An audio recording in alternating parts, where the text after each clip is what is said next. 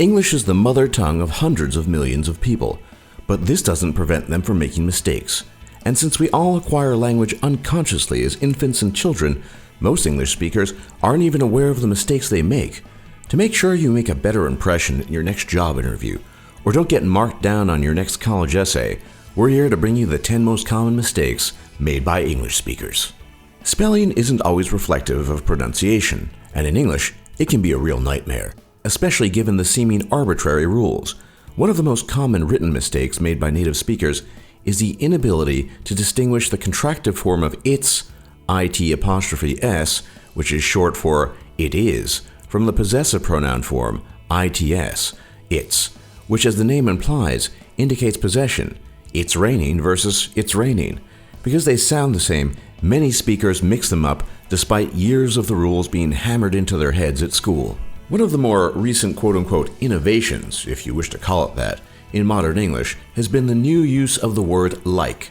Thought to have originated sometime in the 80s someplace in California, attributed to so-called Valley Girls, the colloquial and now even professional use of the word like has gone overboard to have applications just about everywhere. Some examples of this are, he was like, lend me some money. I was like, I'm like hungry. Like, what time is it? And sometimes it can be heard multiple times in one sentence, like, what does he like want?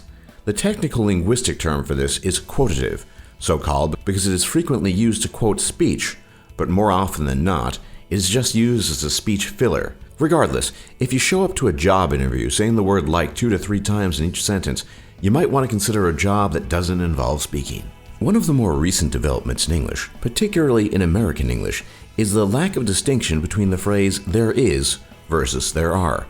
In former times, there is was only used in a singular sense, which is to say, it was only used for one object, such as there is a car in the parking lot, but these days, there is can cover the plural too, especially in its contracted form. There's cars in the parking lot. There's apples on the table. What is correct, however, is there are cars in the parking lot, and there are apples on the table. Back in the day, if you said that, but especially if you wrote that, it would be marked wrong. But nowadays, almost every person does it.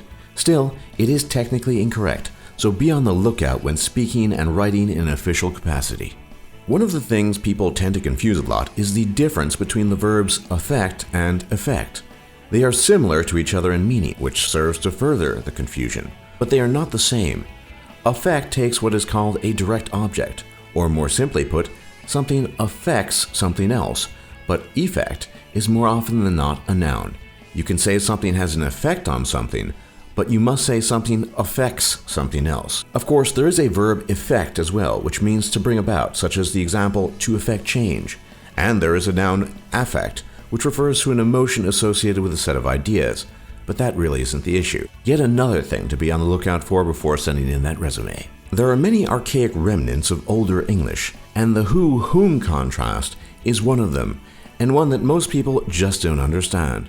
To understand the difference, you need to understand the difference between a subject and an object. A subject does something, but an object is acted upon. Thus, who saw the man outside, but whom did you see outside? Unfortunately, most people don't look at this as a matter of grammar, but one of formal versus informal. It is true that whom is used much more frequently in a formal setting, but even there, people tend to misapply it. They will say things such as whom is driving instead of who, simply because it sounds quote-unquote educated, but the truth is, it only makes them seem dumb. A similar confusion exists for I and me, which once again is a question of objects and subjects. I is a subject, me is an object. Think of it this way, you wouldn't say, me is going to the store, and the reason why is that me is an object. Rather, you would say, I am going to the store. However, because I sounds quote-unquote educated, people will say things such as, are you coming with Jim and I? Or alternatively, Jim and me are going to the store. As with the previous example, much of this confusion arises from a basic misunderstanding of grammar. Another thing you will see is people writing to, T-O, when they really mean to, T-O-O. To is used in the sense of in addition or also, but because it sounds the same as the preposition to, people tend to write it the same, and thus sow the seeds of confusion. The internet, with its lack of regulation and randomness, only adds to the problem. Another group of words which sound the same, but all mean something different. Who hasn't read comments on YouTube where these are mixed up? There is a contracted form of they are. There is a possessive pronoun, meaning it refers to ownership. For example, whose car is this? It's theirs. And there is an adverb, which refers to a place, for example. I will meet you there. These days there's less and less emphasis on writing in school, so people naturally tend to confuse these more than they used to do so. One of the most common mistakes, and one that most native speakers don't even recognize, is the difference between fewer and less. Most people just say less time, less cars, less money, less coins, and use it all interchangeably. In fact, it is exceptionally rare these days to even hear the word fewer.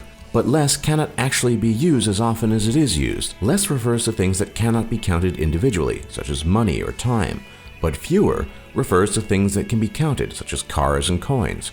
For example, there are fewer people in the suburbs than in the city, but there is less opportunity in the suburbs than in the city. Still, we might just need to come to terms with the likelihood that fewer will soon go extinct.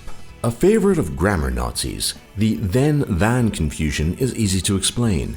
In quick spoken speech, than is often contracted to something that sounds like then, but they are in fact not the same. Then is what is called a temporal adverb, or an adverb that refers to time, but than is what is called a comparative adverb, or adverb that compares two things.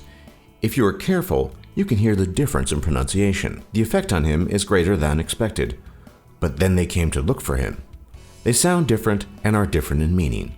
For more top lists just like this, be sure to leave a like and subscribe if you haven't already, and don't forget to check out our other lists. And thanks for watching, and thanks for learning.